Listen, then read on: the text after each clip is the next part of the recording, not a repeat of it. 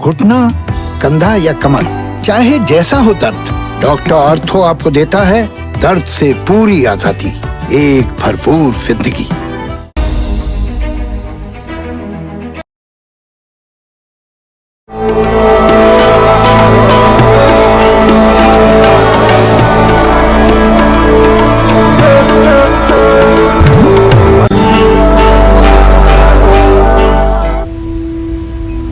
नमस्कार, आप देख रहे हैं कालचक्र की खास पेशकश पुण्यकारी पितृपक्ष। आपके साथ मैं हूं अभिलाषा पाठक और मेरे साथ हैं प्रश्न कुंडली विशेषज्ञ पंडित सुरेश पांडे जी। पंडित जी, बहुत बहुत स्वागत है आपका। एक दिन नहीं, हर दिन अपने पितरों को मनाएं और पितृदोष से मुक्ति पाएं। देखिए कालचक्र स्पेशल पुण्यकारी पितृपक्ष। जी हाँ, आज से पितृपक्ष की शुरुआत हो चुकी है। आप और हम सभी अपने पितरों का श्राद्ध साल में सिर्फ एक बार नहीं बल्कि हर रोज कर सकते हैं। आज कालचक्र में पंडित सुरेश पांडे जी आपको श्राद्ध से जुड़ी बेहद जरूरी जानकारी देंगे और बताएंगे कि कब कब हैं कौन से श्राद्ध, साथ ही तिथि और वार के अनुसार श्राद्ध करने के क्या लाभ हैं और राशि के अनुसार आपको अपने पितृदोष से मुक्ति पाने के लिए क्या खास उपाय करने चाहिए जिससे जीवन भर मिले आपको आपके पितरों का आशीर्वाद। ये सब कुछ बताएंगे आज पंडित जी आपको, तो बने रहिए हमारे साथ कालचक्र स्पेशल में। फिलहाल अपनी चर्चा को हम शुरू करने से पहले जानते हैं आज का शुभ मुहूर्त। जी पंडित जी बताएं। 20 सितंबर 2021 दिन सोमवार। आज भाद्रपद शुक्ल पक्ष की पूर्णिमा तिथि है जो कल सुबह 5:24 तक रहेगी और इसके बाद प्रतिपदा तिथि शुरू हो जाएगी। आश्विन मास के कृष्ण पक्ष की प्रतिपदा तिथि शुरू हो जाएगी। पूर्वा भाद्रपद नक्षत्र रहेगा सुबह 4:02 तक। उसके बाद उत्तरा भाद्रपद नक्षत्र शुरू होगा। सूल योग होगा दोपहर 3:24 तक। इसके बाद गंड योग भी शुरू होगा। आज से पितृपक्ष शुरू हो रहा है। आज पूर्णिमा तिथि का श्राद्ध है। आज के कुछ अशुभ मुहूर्त भी हैं, जैसे राहु काल सुबह 7:30 बजे से 9 बजे तक, यमगंड काल सुबह 10:43 से 12:14 तक, गुलिक काल दोपहर 1:46 से 3:17 तक। इन समयों में किसी नए कार्य का शुभारंभ बिल्कुल ना करें, यात्रा के लिए प्रस्थान ना करें। लेकिन अगर कोई काम आप शुरू कर चुके हैं तो इन समयों में भी आप काम कर सकते हैं। जय मां विंध्यवासिनी। और आइए अब श्राद्ध से जुड़ी सबसे विशेष और महत्वपूर्ण बातें जानते हैं। तो पंडित जी, सबसे पहले दर्शकों को यही बताइए कि किस तारीख को किस तिथि का श्राद्ध है।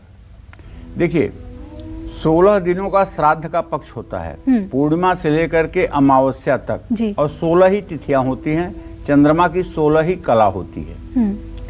तो मैं ये बताना चाहूंगा कि आज जैसे 20 सितंबर है तो आज पूर्णिमा तिथि है। तो आज जिद के पितर पूर्णिमा तिथि को दिवंगत हुए होंगे, उनका श्राद्ध आज के दिन है। तो ऐसे में 21 सितंबर को प्रतिपदा तिथि का श्राद्ध है। 22 सितंबर को द्वितीया तिथि का श्राद्ध है। 23 सितंबर को तृतीया तिथि का श्राद्ध है। 24 सितंबर को चतुर्थी का श्राद्ध है और 25 सितंबर को पंचमी का श्राद्ध है। 26 सितंबर को षष्ठी तिथि का श्राद्ध है और 27 सितंबर को भी सूर्योदय के साथ षष्ठी तिथि रहेगी। ऐसे में इस दिन भी षष्ठी तिथि का ही श्राद्ध मान्य होगा। 28 सितंबर को सप्तमी का श्राद्ध है। 29 सितंबर को अष्टमी का श्राद्ध है। 30 सितंबर को नवमी का श्राद्ध है और 1 अक्टूबर को दशमी का श्राद्ध है। 2 अक्टूबर को एकादशी का श्राद्ध है। 3 अक्टूबर को द्वादशी का श्राद्ध है। 4 अक्टूबर को त्रयोदशी का श्राद्ध है। 5 अक्टूबर को चतुर्दशी का श्राद्ध है और 6 अक्टूबर को सर्व पितृ विसर्जन अमावस्या है, अर्थात पितृ अमावस्या का श्राद्ध है। जय मां विंध्यवासिनी। और हमने आपसे वादा किया था कि 3 लकी कुंडली विजेताओं का नाम आज हम उसकी घोषणा करेंगे, कार्यक्रम में उन्हें शामिल करेंगे। लेकिन आइए उससे पहले अब बात कर लेते हैं राशि की। तो राशि अनुसार अपनी चर्चा को शुरू करते हैं और पहले बात करते हैं मेष राशि की। तो पितरों की कृपा पाने के लिए मेष राशि वालों को कौन से खास उपाय करने चाहिए? और पंडित जी, खास तौर पर दान पुण्य का बहुत महत्व है, तो इन्हें क्या दान करना चाहिए? पितर पक्ष में दान पुण्य का ही महत्व है जी। पितरों के उत्तम गति के लिए जो लोग दान पुण्य करते हैं, निश्चित रूप से उनके पितरों को उत्तम गति प्राप्त होती है। और जब पितर उत्तम गति को प्राप्त होते हैं तो पितरों के आशीर्वाद की बरसात उस परिवार पर होती है और उस परिवार का भाग्योदय हो जाता है। जानते हैं, पितरों की कृपा पाने के लिए मेष राशि वाले तुलसी की 108 परिक्रमा करें, दूध की खीर बनाकर पितरों के नाम से दान करें, नंगे पैर शिव मंदिर जाएं, किताब या दवाइयाँ जरूरतमंद लोगों को दें।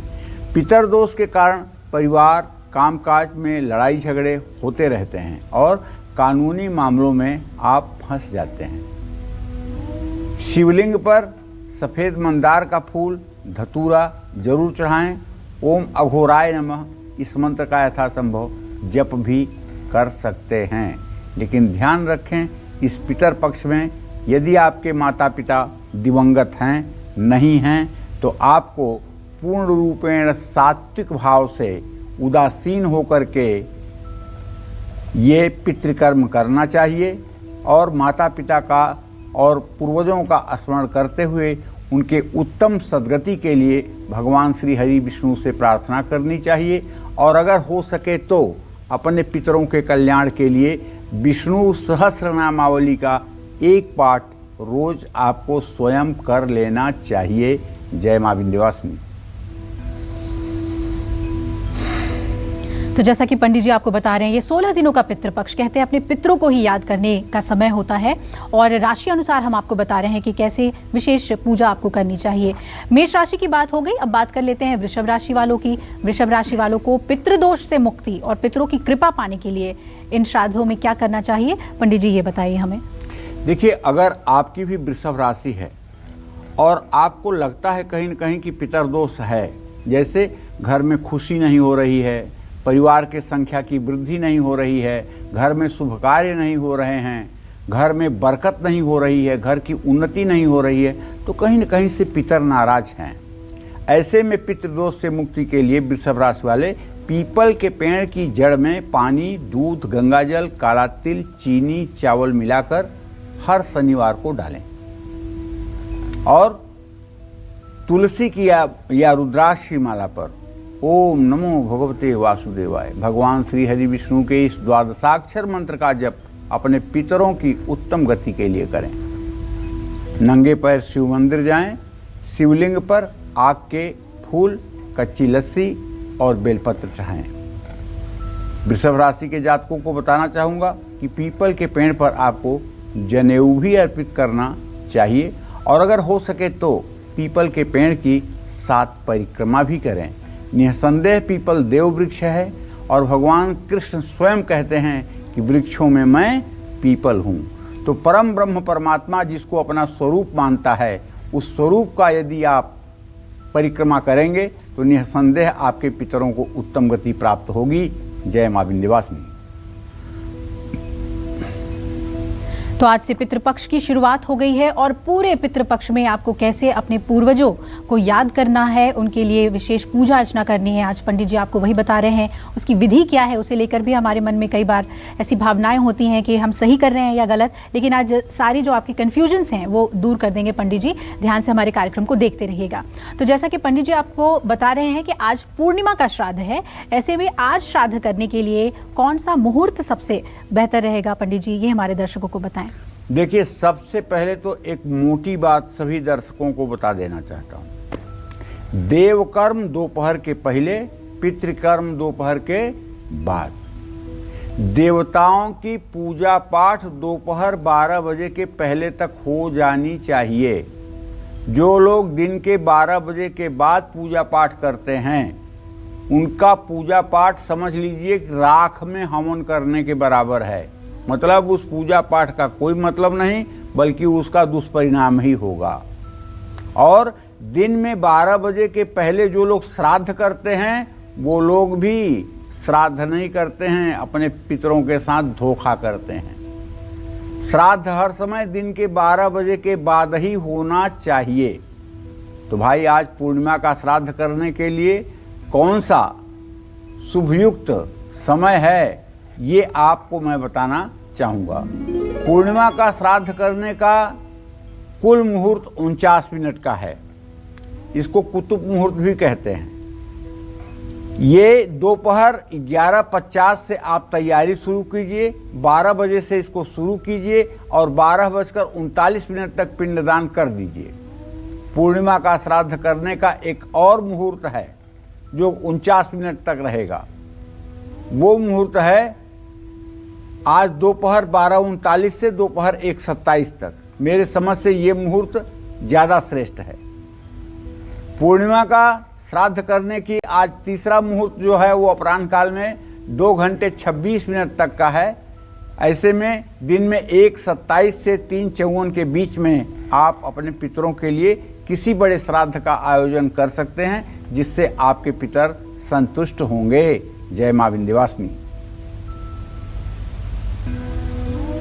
तो पितृपक्ष से जुड़ी हुई सभी जानकारी आपको दे रहे हैं और आज हम अपने लकी कुंडली विजेता के नाम का भी ऐलान करेंगे, उन्हें अपने कार्यक्रम में शामिल करेंगे। लेकिन थोड़ी देर बाद आइए अब बात कर लेते हैं मिथुन राशि वालों की। तो मिथुन राशि वालों को पितृदोष से मुक्ति पाने के लिए, अपने पितरों की कृपा पाने के लिए किस तरीके से पूजा करनी चाहिए, आइए पंडित जी से जानते हैं। पंडित जी, क्या शिव की विशेष पूजा से भी पितृपक्ष में शांति मिलती है और पितृदोष अगर हो तो उससे छुटकारा मिलता है?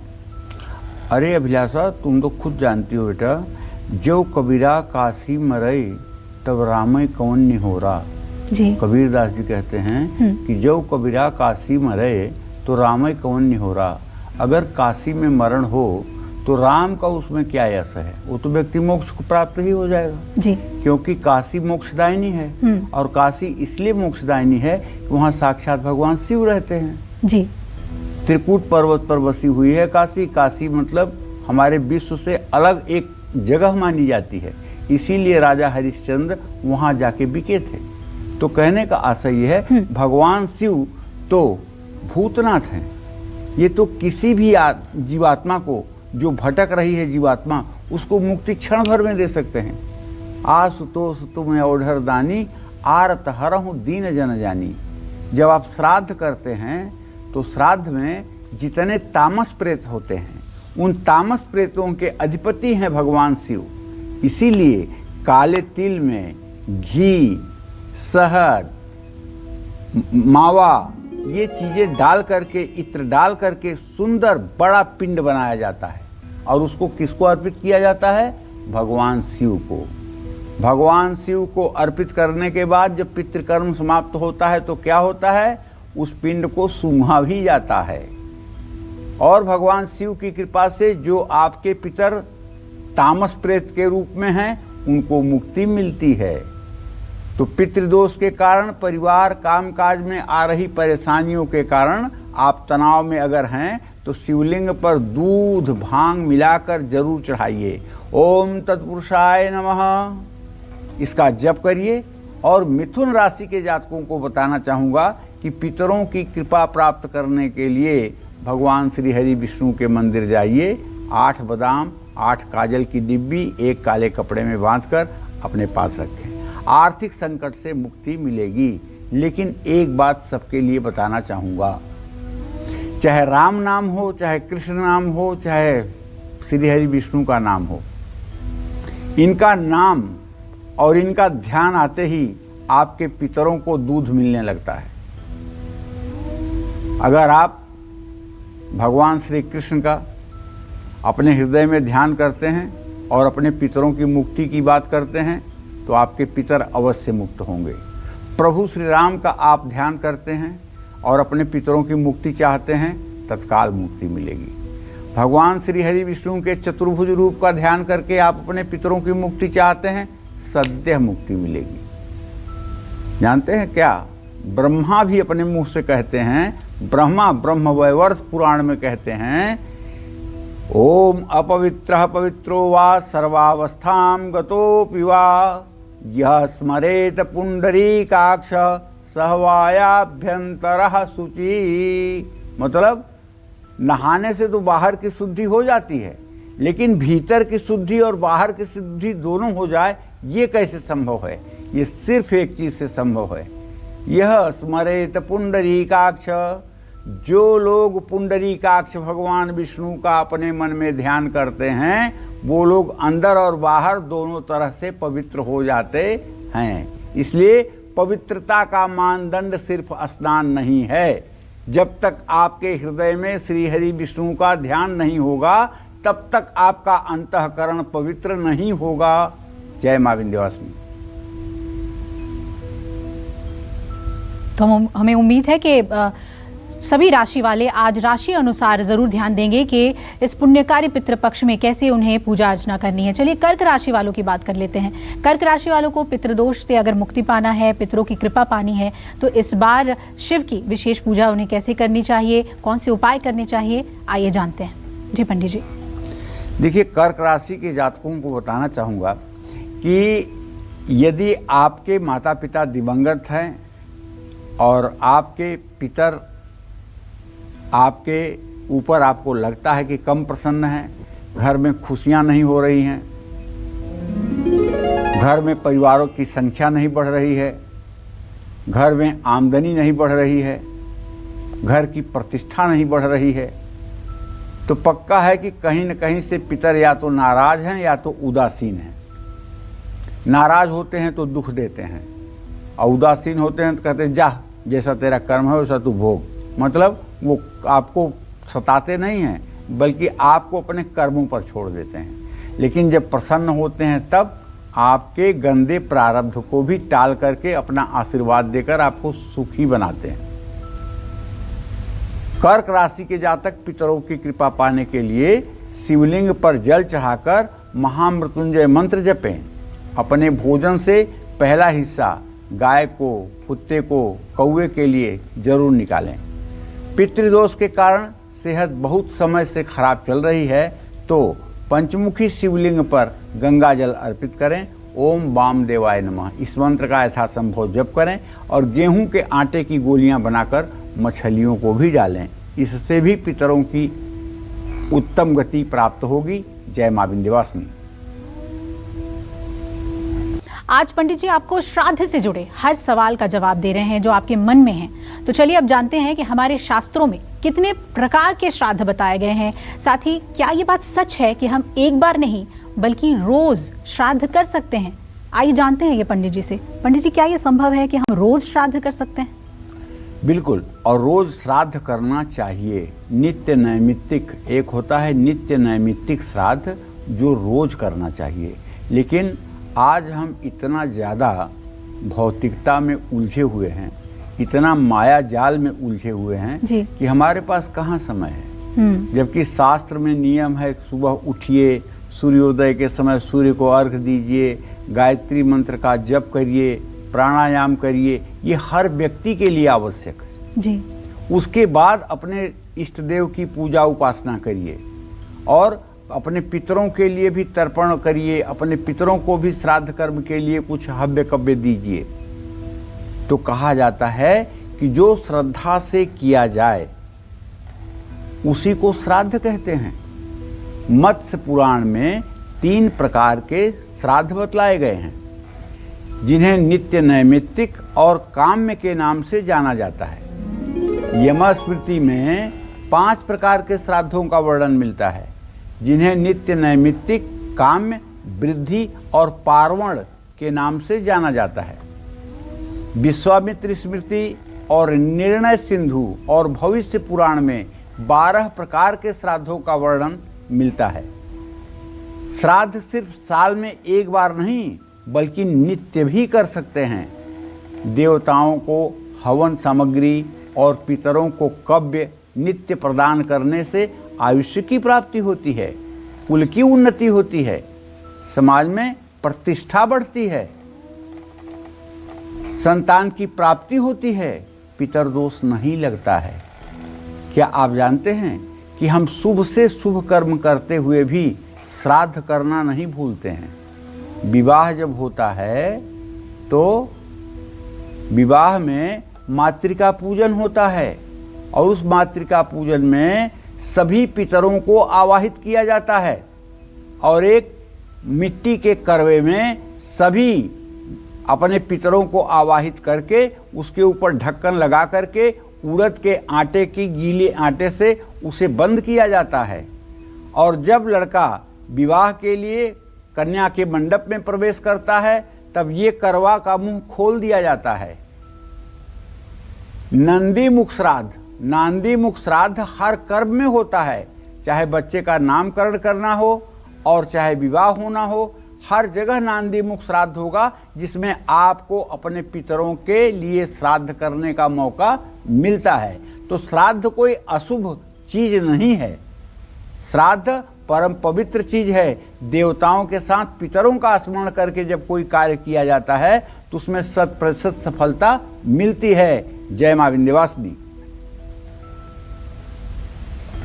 और आइए अब बात कर लेते हैं सिंह राशि वालों की। सिंह राशि वालों को पितृदोष से मुक्ति पाने के लिए, अपने पितरों की कृपा पाने के लिए इन पितृपक्ष पूजा में क्या खास करना चाहिए, किन उपायों को अपनाना चाहिए, पंडित जी इस बारे में बताइए।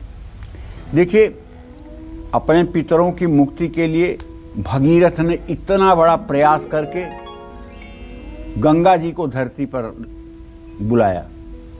सिर्फ इसलिए बुलाया कि गंगा जी धरती पर आकर के उनके सारे पुरखों को, जो 60,000 उनके पुरखे जलकर कपिल मुनि के आश्रम में नष्ट भ्रष्ट हो गए थे, उनको मुक्ति मिलेगी। तो 12-12 हजार वर्ष तक तपस्या करके गंगा को लाना और अपने पितरों की मुक्ति के लिए, और हम तो 12 घंटे भी तपस्या नहीं करते हैं।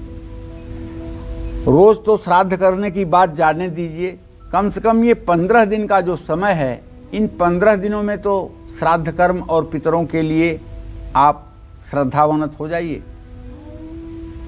अगर आप पितरों के लिए जल दे रहे हैं, तर्पण कर रहे हैं, तो आपको सांसारिक कर्मों से अपने को विरक्त कर लेना चाहिए।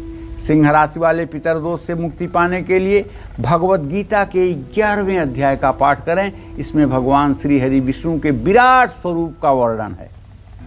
और बरगद के पेड़ की पूजा करें। पितर दोष के कारण परिवार में तनाव और अशांति है तो गाय के दूध से शिवलिंग का विधिवत अभिषेक करें। ओम सद्योजाताय नमः, इस मंत्र का भी जप कर सकते हैं। शिवलिंग पर जनेऊ का जोड़ा और रुद्राक्ष की माला चढ़ाना ना भूलें, इससे आपके पितरों को उत्तम गति मिलेगी। जय मां विंध्यवासिनी। और कुछ ही देर में आज के जो कुंडली विजेता हैं उनके नाम का हम ऐलान करेंगे, लेकिन उससे पहले आइए जान लेते हैं कन्या राशि वालों को इस बार पितृदोष से मुक्ति पाने के लिए और पितरों की कृपा पाने के लिए कैसे पूजा अर्चना करनी चाहिए। जी पंडित जी।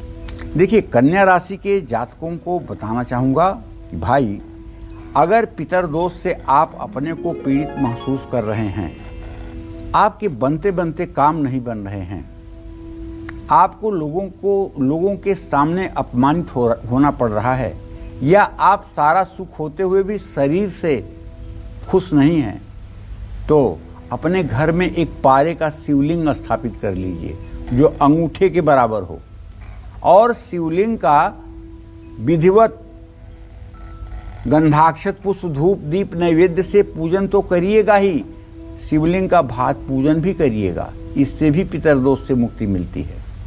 तो कन्या राशि के जातकों को बताना चाहूँगा कि आप पीपल के पेड़ की परिक्रमा करके पितरों का तर्पण कांसे के बर्तन से करिएगा। उगते हुए सूरज को जल चढ़ाते हुए गायत्री मंत्र का जप करिएगा। दरिद्रता दूर होगी और शुभ फल मिलेगा।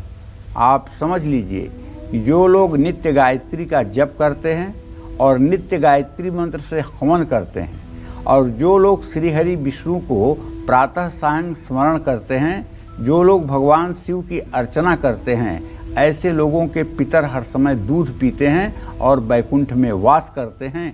जय मां विंध्यवासिनी। तो पुण्यकारी पितृपक्ष की शुरुआत हो गई है और उससे जुड़ी हुई कई अहम जानकारी हम आपको दे रहे हैं। कैसे हम हर रोज पितरों का श्राद्ध कर सकते हैं और तिथि और वार के अनुसार श्राद्ध करने से कैसे हमें लाभ मिलता है, पंडित जी ये बताइए। देखो, ऐसा है, अब मैं आपको बताना चाहूँगा कि दिन के हिसाब से श्राद्ध का क्या फल मिलता है। सोमवार को श्राद्ध करने से सौभाग्य बढ़ता है। मंगलवार को श्राद्ध करने से विजय प्राप्त होती है। बुधवार को श्राद्ध करने से कामना की सिद्धि होती है और गुरुवार को श्राद्ध करने से बुद्धि की प्राप्ति होती है। शुक्रवार को श्राद्ध करने से धन प्राप्ति होती है और भौतिक जीवन सुखी रहता है। शनिवार को श्राद्ध करने से आयुर्दाय में वृद्धि होती है और रविवार को श्राद्ध करने से आदमी निरोग्य रहता है। इसमें रंच मात्र भी संशय नहीं है। अब मैं आपको बताता हूं कि कृष्ण पक्ष की तिथियों के अनुसार श्राद्ध का क्या फल मिलता है। प्रतिपदा के श्राद्ध से उत्तम संतान, द्वितीया के श्राद्ध से कन्या प्राप्ति, तृतीया और त्रयोदशी के श्राद्ध से मान सम्मान की प्राप्ति, चतुर्थी, नवमी और दसवीं के श्राद्ध से पशु सुख की प्राप्ति, पंचमी के श्राद्ध से सुंदर और गुणी संतान, षष्ठी के श्राद्ध से तेजस्वी संतान, कार्यों में सफलता, एकादशी के श्राद्ध से बच्चों से सुख, सप्तमी के श्राद्ध से भूमि का सुख, अष्टमी के श्राद्ध से कारोबार में लाभ और द्वादशी के श्राद्ध से सोना, चांदी, धन, वैभव की प्राप्ति। चतुर्दशी के श्राद्ध से युद्ध में मारे गए, शस्त्र से चोट लगकर मृत हुए लोगों की उत्तम गति और अमावस्या और पूर्णिमा के श्राद्ध से सभी मनोकामनाएं पूर्ण होती हैं। जय मां विंध्यवासिनी। और अब इंतजार कर रहे हैं तुला राशि वाले लोग कि तुला राशि वाले लोगों को पितृदोष से मुक्ति पाने के लिए और इस पितृपक्ष में अपने पितरों की कृपा पाने के लिए क्या पूजा अर्चना करनी चाहिए, कौन से उपाय करने चाहिए। जी पंडित जी। देखिए, तुला राशि के जातकों को बताना चाहूंगा कि देखिए, पितृपक्ष का पावन पर्व शुरू हो चुका है। इस पितृपक्ष को महालया भी कहते हैं। महालय, महालया दोनों चीजें कहते हैं। तो तुला राशि के जातकों को नंगे पैर शिव मंदिर जाना चाहिए और शिवलिंग पर जल, दूध, बेलपत्र के साथ साथ मंदार की मंजरी और कच्ची लस्सी और बेलपत्र जरूर चढ़ाने चाहिए। किसी धार्मिक स्थान में पीपल या आम का पेड़ लगाएं। पितर दोष से मुक्ति के लिए गाय को चारा खिलाएं। चंद्रमा कमजोर है तो गाय को दही खिलाएं। आप सोच रहे होंगे कि इतना भगवान शिव के बारे में हम क्यों बताते हैं कि ये करने पर पितर दोष ठीक हो जाएगा। आप प्रैक्टिकल देख लीजिए। अगर आपको लगता है कि किसी व्यक्ति के ऊपर आत्मा का दोष है या प्रेत की छाया है तो आप उस व्यक्ति से ओम नमः शिवाय कहलवाइए। अगर वो ओम नमः शिवाय उस स्थिति में भी कह देता है तो आप मान के चलिए कि उसको कुछ नहीं हुआ है, केवल उसको बीमारी है। और अगर ओम नमः शिवाय हट कर देता है, नहीं कहता है, तो इसका मतलब कि कोई न कोई बाधा है, क्योंकि भगवान शिव भूतनाथ हैं और इनका नाम लेने के बाद भूत शेष रहेगा, ये संभव ही नहीं। और ये तामस प्रेत बहुत ही कठिन होते हैं, इसीलिए भगवान शिव तामस प्रेत के अधिपति हैं। इसीलिए बार बार हर बात में कहता हूँ, चूंकि कलयुग है, कलयुग में पता नहीं क्या क्या कर्म करके लोग मरे हैं और कौन कौन सा प्रारब्ध लेकर के प्रेत योनि में हैं। इसलिए भगवान शिव की ही शरण जाने से ज़्यादा उत्तम कार्य होगा। हाँ, 108 बार तुलसी की परिक्रमा भी की जा सकती है। बबूल के पेड़ को दूध से सींचा जा सकता है, ये काम सायंकाल करिएगा। ये सारे कार्य ऐसे कार्य हैं जो आपको सफलता देंगे और आपके पितरों को उत्तम गति प्राप्त कराएंगे। जय मां विंध्यवासिनी। और अब पंडित जी चाहेंगे कि आप हमें बताएं कि हमारे पहले कुंडली विजेता कौन है। पहले कुंडली विजेता हैं राहुल भारद्वाज। इनका जन्म हुआ है 26 सितंबर 1983 को 6:30 पर सुबह झारसुगुड़ा, ओडिशा में। राहुल जी, आपकी जन्म कुंडली मैंने बनाई है, फलादेश आपके प्रश्न के अनुसार मैंने किया है और मुझे विश्वास है कि उपाय करेंगे तो आपके जीवन में परिवर्तन होगा। जय मां विंध्यवासिनी। और अगले कुंडली विजेता की भी हम घोषणा करेंगे थोड़ी देर में। तब तक आइए जान लेते हैं कि वृश्चिक राशि वालों को इस पितृपक्ष में कैसे पूजा अर्चना करनी चाहिए और कौन से विशेष उपाय करने चाहिए अपने पितरों की कृपा पाने के लिए। जी पंडित जी।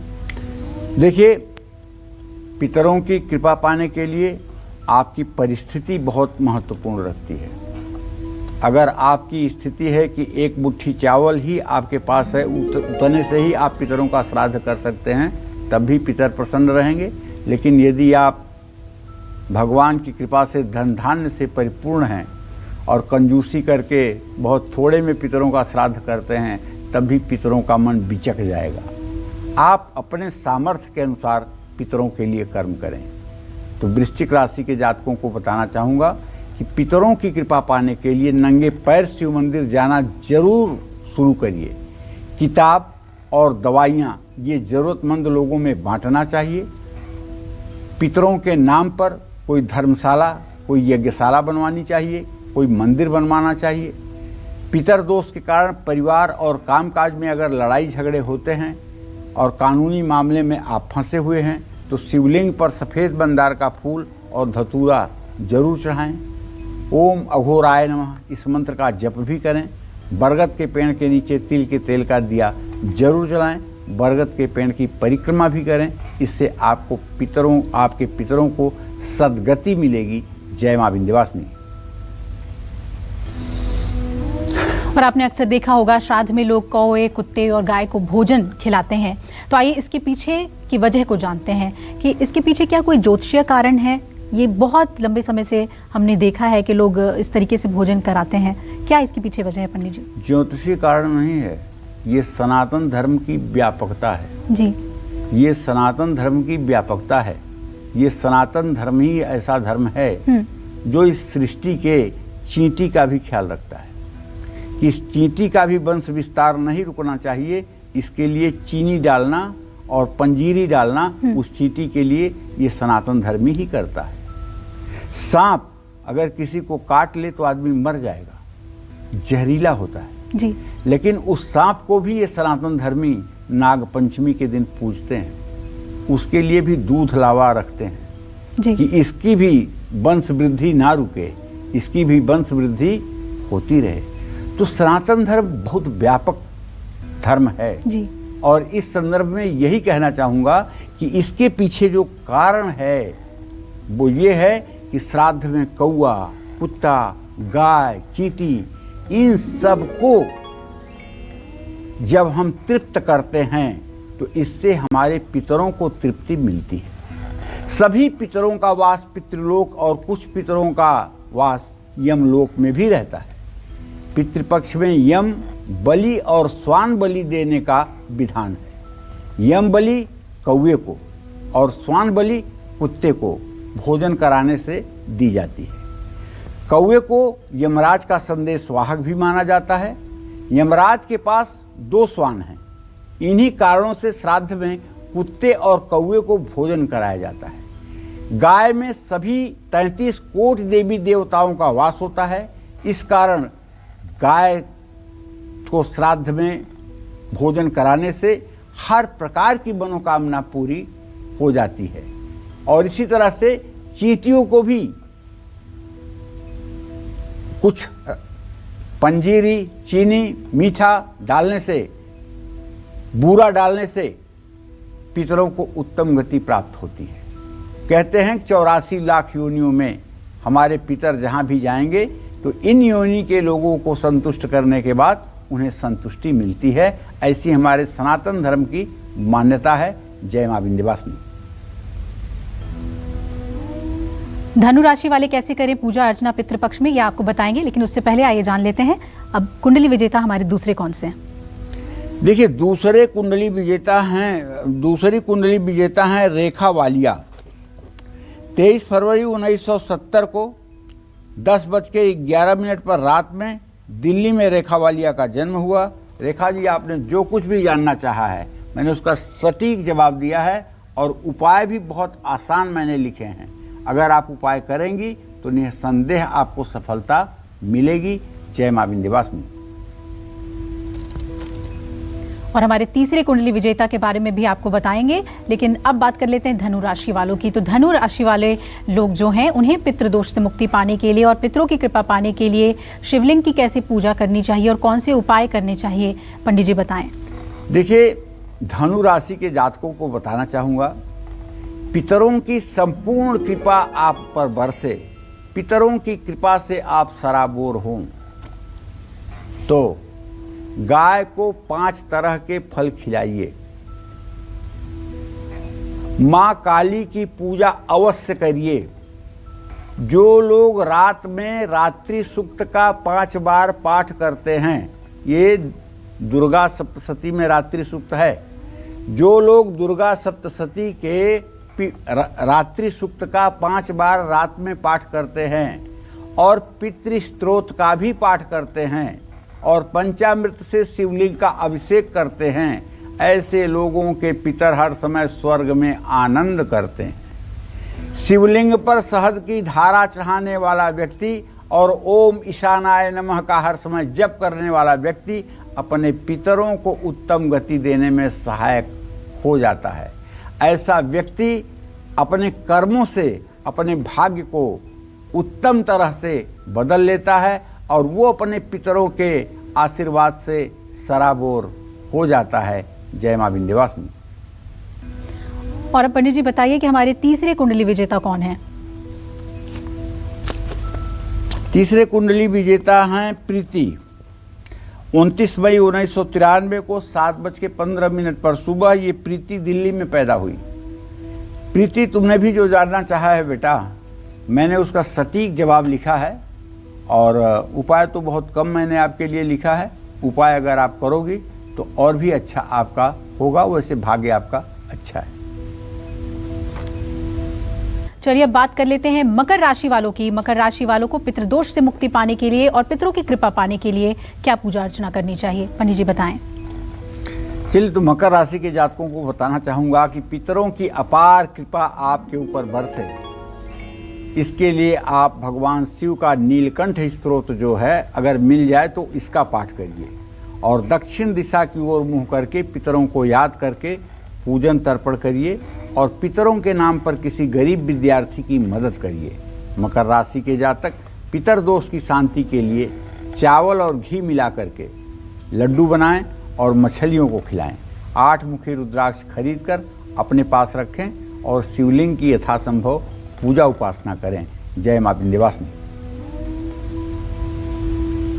कुंभ राशि वाले इंतजार कर रहे हैं कि उन्हें पितृदोष से मुक्ति पाने के लिए और अपने पितरों की कृपा पाने के लिए इस बार श्राद्ध में क्या करना चाहिए, पंडित जी से जानते हैं। जी देखिए, कुंभ राशि के सभी जातकों को बताना चाहूँगा कि इस पितृपक्ष में पितरों की कृपा पाने के लिए आपको गरीबों को दिल खोल करके अन्नदान करना चाहिए और ख़ास करके ऐसे जगहों पे जाइए जहाँ कोविड के कारण लोगों का रोजगार तहस नहस हो गया है और वहाँ जा कर के ज़रूरतमंदों का पता लगा करके अगर आप उन्हें 15 दिन का राशन मुहैया कराएं तो मैं गारंटी के साथ कह सकता हूँ कि बिना गया श्राद्ध के भी आपके पितर संतुष्ट हो जाएंगे। कपड़े और धन दीजिए पितरों के नाम पर।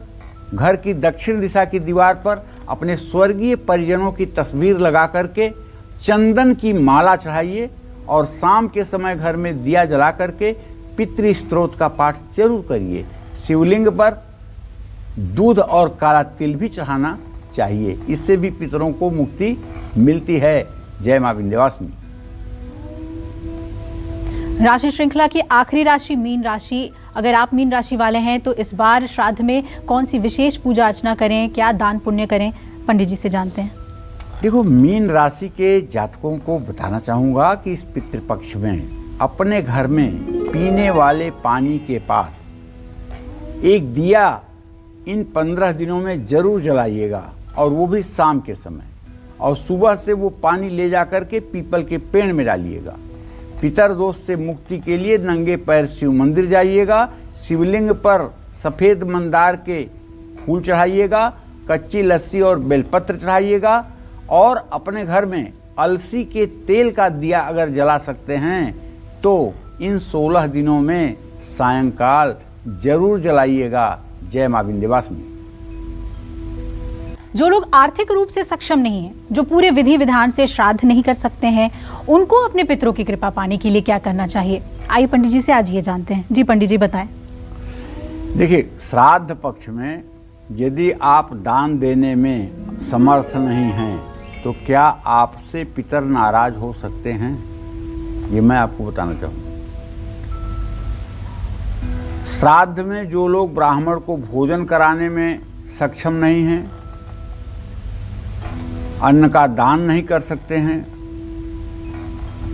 अन्न का दान यानी अन्न, घी, गुड़, नमक ये सब चीज़ें दान नहीं कर सकते हैं, निर्धनता की स्थिति में हैं, सिर्फ पत्तेदार सब्जियों से ही श्राद्ध करना चाहिए ऐसे लोगों। सब्जियां भी ना हो तो घास काट कर गाय को खिला देने से भी श्राद्ध संपन्न हो जाता है। घास भी ना मिले तो एकांत स्थान में जाकर श्रद्धापूर्वक अपने दोनों हाथ ऊपर उठाकर पितरों से प्रार्थना करिए। उचित ब्राह्मण ना मिले तो जो ब्राह्मण मिले उन्हें बुलाकर श्राद्ध करें।